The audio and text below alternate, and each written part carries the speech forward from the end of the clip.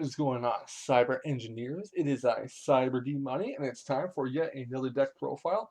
And this deck profile is also coming from the Denver, Colorado Regional Qualifier.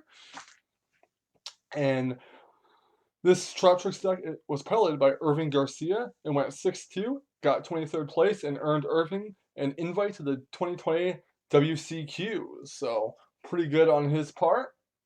And we're going to go right over this deck. Traptrix is an archetype of insect and plant type monsters that was originally released in the Judgment of Light booster set back in 2013. Basically, they fetch you whole normal trap cards, and they have effects that destroy opponent's back row and such. They're all level 4. And yeah, we're going to get right to the deck profile. Now, Irving Garcia went 6-2 facing Block Dragon BA, Orcust, 2 Solomon Great decks, a Thunder Dragon combo deck, Thunder Dragon Shuttle Dino, and Cyber Dragons in the last round. His 2 losses were to Orcust and Cyber Dragons due to Red Reboot. He was my round 8 opponent, incidentally enough. So a month ago, I messaged him on Facebook and I said, hey, can I do a deck profile on your deck for my channel? And he agreed. So I know this is about a month late, but it doesn't really matter because the information is still very much relevant because the meta hasn't significantly changed with Mystic Fighters, similar to that of my Cyber Dragon deck profile, which is also a month late. So let's go over the deck real quick. First up, we have 17 monsters in the main deck. We have 4 spells and 19 traps. Now, Irving Garcia geared his deck to combat the metagame, such as Sky Striker, Solomon Great, Orcust, and Thunder, while implementing the Utopia OTK. Now, what the OTK is you XYZ summon into number 39 Utopia Double, activate its effect, detach material from this card, then add a double or nothing from your deck to your hand. And then after you do that, you can immediately XYZ summon a Utopia XYZ monster, except for Utopia Double, from your extra deck by using Utopia Double itself as material. So after you search out the double or nothing, you go into number 39 Utopia, and added effect of Utopia Double is it doubles the new XYZ's attack. So what you would do with number 39 Utopia is you'd attack, then activate Utopia's effect and negate its own attack, and that will and you'll activate double or nothing, because when a monster's attack is negated, you target that monster. It can make a second attack during this battle phase, and if it does, its attack is doubled during the damage step. So an already 5,000 attack point number 39 Utopia will become a 10,000 attacker during the damage step. So, starting out with the 17 monsters, we got 3 Traptrix Miramelio. This card is unaffected by the effects of whole normal trap cards. When this card is normal summon, you can add 1 whole normal trap card from your deck to your hand. If this card is special summon, you target 1 spell trap card your opponent controls and you destroy it. Then we got 3 Traptrix Mantis. When this card is normal summoned, you can add 1 Traptrix monster from your deck to your hand, unaffected by the effects of whole normal trap cards. Once per turn, quick effect, you can target 1 set spell or trap card you control, return that target to the hand, then you can set 1 spell or trap card from your hand. So this can be used during your opponent's turn or your own turn. Next up, we got 3 copies of Traptrix Dionea.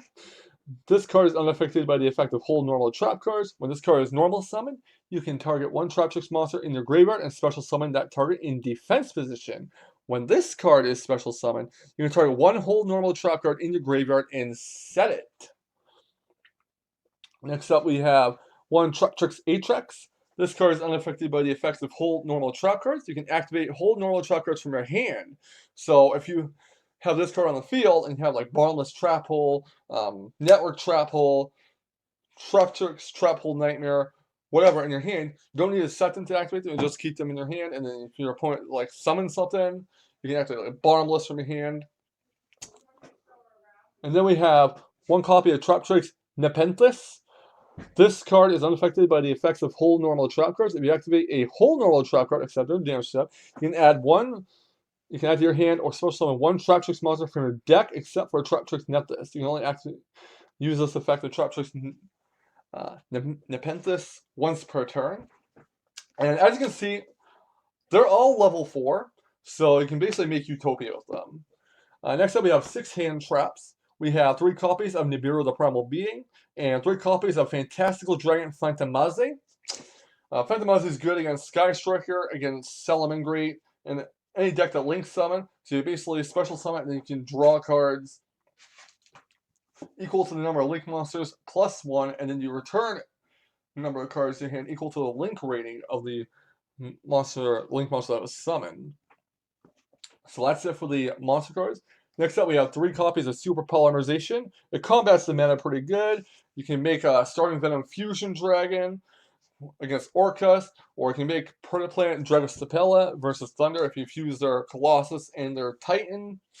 You can even make Duplexer Chimera against Salamangreat, which is in the sideboard, but we'll get to that a little bit later.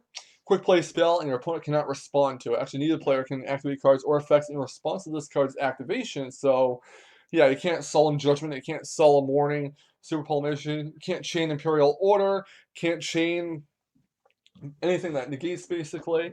And since it's a quick play, if your opponent activates Imperial Order, you can just chain Super Poly to it, so that's pretty neat. We got the aforementioned Double or Nothing, 1 copy of it. And moving on to the traps, we have 19 traps. We have 3 copies of the Phantom's Knights of Shade Brigandine. Special summon this card in defense position as a normal monster, Warrior Dark level 4, with 0 attack, 300 defense. This card is not treated as a trap, so it is a monster. If you have no traps in your graveyard, you can activate this card the turn it was set. So basically, on your turn, if you have no traps in your graveyard, you set it, activate it, you get yourself a free level 4. And these are level 4, so you can use Brigandine plus one of these Traptrix into, again, the aforementioned Utopia Double, and you can just do your little OTK with Double or Nothing. Next up, we got 3 copies of Infinite Impermanence, one of the best cards in the game currently. It's an effect Veiler on Crack. Target one face-up monster your opponent control, negate its effects until the end of this turn. Then if this card was set before activation and is on the field at resolution, for the rest of this turn, all other spell and trap effects in this column are negated. If you control no cards, you can activate this card from your hand. So, really good here. Like, let's say your opponent has something like Vanity's Fiend on the field, and it's your turn, and you want to special summon, just activate Infinite Impermanence from hand and just negate it. So it's pretty much an Effect Veiler and Forbidden Chalice all in one card, with a bonus negation if it's activated while set. Triple copy of the Compulsory Evacuation Device. Very good disruption card. This was starting to see a lot of play back in November. You interrupt your opponent's Link summoning, so they can't Link climb. Next up, we got 3 copies of Waboku. Now, this is heat. I did not expect to see this in his deck list. So you take no battle damage from your opponent's monsters this turn, and your monsters cannot be destroyed by battle this turn. So again, this goes back to the whole making Utopia thing. So your opponent cannot kill off your level 4s by battle, and you cannot take damage from Waboku, or while you have Waboku resolved. It's actually one of the oldest trap cards in the game. I believe this card was first released in the very first Yugi starter deck. I think that was like back in like 2001 or 2002 or something.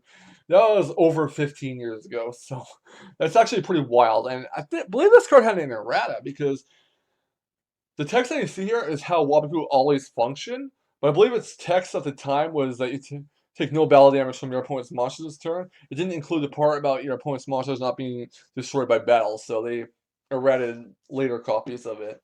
2 lost win. More effect negation. You target one face-up special summon monster on the field. Negates effects. Also, its original attack is cut in half.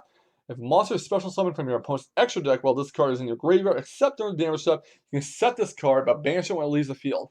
So it has reusability if your opponent, if it's in the graveyard and your opponent summons something from the extra deck. It has a bonus that also cuts the attack of the target in half. Next up, we got 6 hole trap cards. First, we got 2 copies of Floodgate Trap Hole. When your opponent special summons, or when your opponent summons a monster, change that monster to face down defense position. Monsters change the face down defense position, but this effect cannot change their battle position. So basically, it's a trap version of Book of Moon, but has a trigger that your opponent needs to summon something. It disrupts Link summoning, XYZ summoning, Synchro summoning. And again, with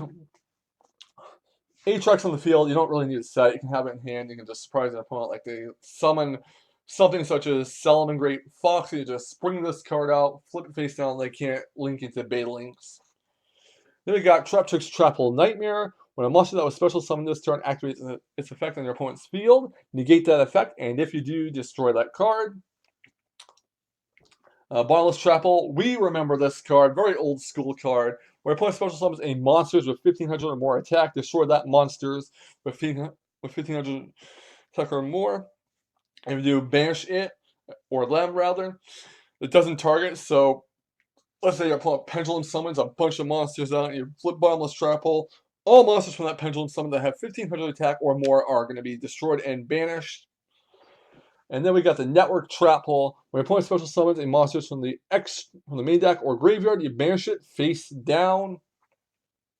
So these are all searchable by Melio, and they can all be activated from your hand via 8 tracks. Next up for the extra deck, we got 3 copies of Traptrix Sarah. It is a Link monster, 1 non-Link Traptrix monster. This Link summon card is unaffected by trap effects. So, unlike the effect monsters in the main deck, this isn't just limited to whole normal trap cards. This is any trap effects. Like, you can't Solemn Strike it. Well, you can, it just won't do anything. You can't Compulse it, can't Permanence it, can't Lost Wind it. Yeah, basically, it's immune. You can only use each of the following effects of Traptrix Sarah once per turn and not during the damage step. If a normal trap card is activated, you can special summon 1 Traptrix monster from your deck with a different name than the card you control. If your other Traptrix monster's effect is activated, you can set 1 whole normal trap card directly from the deck. 800 attack, I mean, it's not beefy, it's not strong, it's not really going to kill anything by battle, but its effects are what you're really using it for, and I guess a down arrow. Next up, we got 1 copy of Pentastag. If your Link monster attacks a defense position monster, inflict piercing battle damage to your opponent. I mean, it just requires 2 effect monsters. Every monster in the extra deck and the main deck are effect monsters, even the side deck too, so it's very easy to make. It's generic enough. It has 1600 attack, but you're not really using it to attack. You're using it to basically deal piercing damage. So, let's say if, oh, can you imagine though, Pentastag on the field with a 5,000 attack Utopia linked, and then you just use double or nothing on it, and then becomes a 10,000 attack Utopia with piercing. Can you imagine? That's just, like, but still, Pentastag with even Boral Sword linked to it, or Storming Venom, or the Predaplant Dragostapella. Well, you don't really see defense position monsters used as much in the current metagame, or any metagame for that matter. It's still there in case the opponent is like top decking and they can't really get anything going, so they have to set defense. So, yeah. Then we got 3 Nightmare monsters. We got Cerberus, Phoenix, and Unicorn. They're generic as well. They require each requires at least 2 monsters with different names, which is fine because he has several monsters with different names in his main deck. So Cerberus will pop a card or a monster. Phoenix will destroy a spell or trap card. Unicorn will spin any card back to the deck. We got the Boral Sword Dragon, Mr. OTK out of nowhere. I don't really know a situation in which he'll have 4 monsters or enough materials to make it, but his extra deck is pretty light as it is, so it's kind of like, why not? We got the 2 fusion monsters used for Super Poly. A Starving Venom Fusion Dragon just requires 2 dark monsters on the field. And then we got Dragostapella, which requires 1 fusion monster plus 1 dark monster. That's where the Thunder Dragon Titan and the Colossus comes in to play. Like, if the opponent only ends on Colossus plus Titan, you can't really use Super Poly and Fuse for Starving Venom Fusion Dragon because one of them is light, which I believe is Titan. So what you can do instead is use Super Poly and Fuse that because the Titan will be the fusion monster required for the fusion summon, and then the Colossus will be the dark attribute monster. Make your Dragostapella. Then we got the aforementioned Utopias. We got number 39 Utopia. We got number 39 Utopia Double, and we got number S39 Utopia the Lightning. It's another option to XYZ into if you have a Utopia monster. Negating effects during the battle phase is also pretty cool. We got Time Thief Redoer. generic rank 4, sorry. And we got the best rank 4 of the meta, Abyss Dweller. While this card has a material attached to it that was originally water, all water monsters you control gain 500 attack. That doesn't really matter. There's no waters in his side or main deck, so that effect is not going to come into play. However, once per turn, quick effect, you can detach one material from this card. Your opponent cannot activate any card effects in their graveyard this turn. Now, this is really effective against Solomon Great, against Orcust, and it's a quick effect, so you can activate during your opponent's standby phase. Although, usually you'd want to activate when they have something on board, so they can't chain impermanence to it. But again, it's mostly used there to just stun the opponent's Orcust or Solomon Great board, so they can't really get their combos going. And next up on the side deck, we have one Diplexer Chimera. I guess he decided to shove this in the side deck because he didn't want to cut anything from the extra deck, which is fine. This is mostly used against Solomon Great. I guess against random Cyber decks, not that it's really going to matter. Marine Cess, I suppose, if they get 2 monsters out, although Marine Cess isn't a contender in the meta. Certainly wasn't a contender back in November. But on your opponent's game 2 or game 3, what you're going to do is your opponent's going to have like a Sunlight Wolf, maybe a Baneling Zeus, and plus another Solomon Great, which is Cybers. So you'll super poly the Sunlight Wolf plus whatever else away and summon Diplexer Chimera, which will shut off their Roar, possibly Rage too. And they can't respond to Super Poly with Roar because Super Poly has that nice condition that neither player can activate cards or effects in response to the card's activation, which is really, really, really good. So yeah, Diplexer Chimera right there. We got the triple copies of Dino Wrestler Pinkertops in the sideboard. Good going second card. If your opponent controls more monsters than you do, you special summon it from your hand. You can only special summon Dino Wrestler Pinkertops once per turn that way, but that's fine.